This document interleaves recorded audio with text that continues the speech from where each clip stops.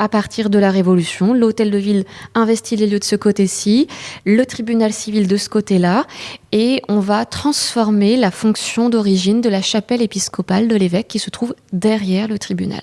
Et c'est là que je vous emmène maintenant. On va passer sur le côté droit. Le parquet craque sous nos pieds. Ouais.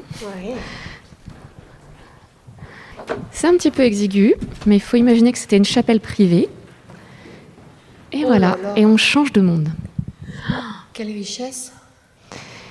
Alors la chapelle en elle-même, la construction a été réalisée au XVIe siècle par Louis de Canossa, qui était l'évêque de Bayeux à cette époque. C'était un évêque italien. À ce moment-là, la ville de Bayeux a été au centre d'un immense dilemme.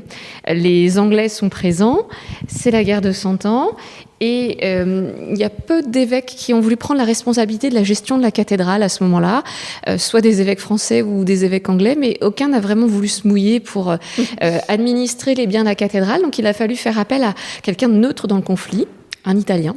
Donc c'est comme ça que des évêques italiens sont arrivés jusqu'à Bayeux, et Louis de Canossa en fait partie. C'est lui qui a créé cette magnifique chapelle qui a été plus tard décorée par Jacques d'Angène au XVIIe siècle, qui était également un évêque de Bayeux. Il a été évêque de Bayeux à partir de 1606.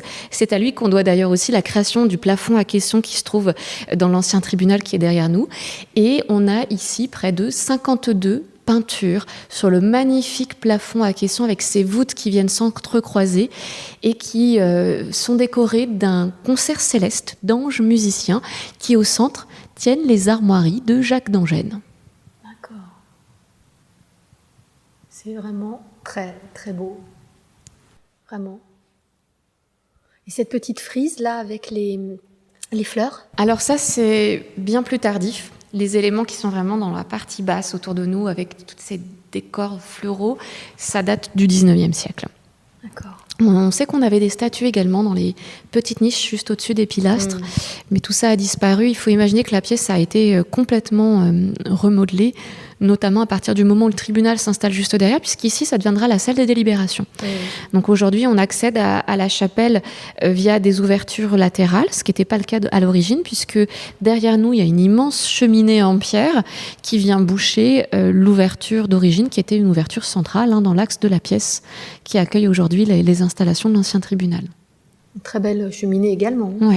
On y retrouve d'ailleurs les armoiries de Bayeux, le B et le X, première et dernière lettre de la ville. Avec le lion? Léopard. Ah, c'est un léopard, alors, ça? Souvent, c'est le léopard. Ici, ils ont mis un lion. Mais on a souvent un félin sur les armoiries. Et de manière générale, sur le drapeau de Normandie, ce sont les deux léopards. Oui, c'est vrai. Alors, un félin qui n'est pas le lion, parce que ce lion, il est réservé aux armoiries anglaises.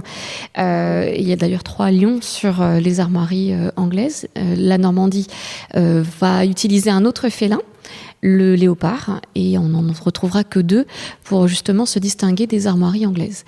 Et puis c'est beaucoup plus tard que Bayeux, a priori, obtiendra l'utilisation d'un félin dans ses armoiries, notamment au XVIIe siècle, toujours parce que ce félin, il est le symbole de la force, de la puissance, et il est celui qui est utilisé juste en dessous des 2 lettres de la ville, le B et le X. Cet extrait vous a plu ? Écoutez l'intégralité de l'épisode sur votre plateforme d'écoute préférée. À bientôt!